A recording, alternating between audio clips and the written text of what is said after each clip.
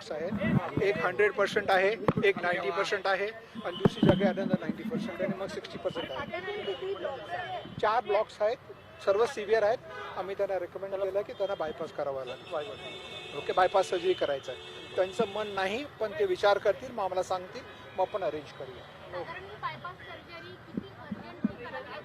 जितका त्यांना त्रास झालेला, त्यांना अनस्टेबल अंजायना होता, जितकं लवकर केलं तितकं बरं.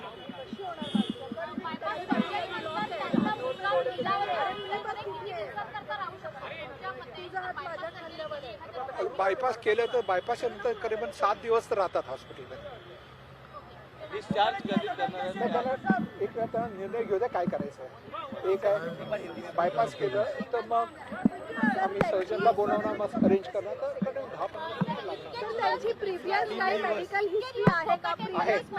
त्यांना 15 वर्षापूर्वी 2 स्टेंट लावलेले ब्रिच कँडी हॉस्पिटलमध्ये. ते स्टेंट बरे आहेत, तिकडे काय प्रॉब्लेम नाही.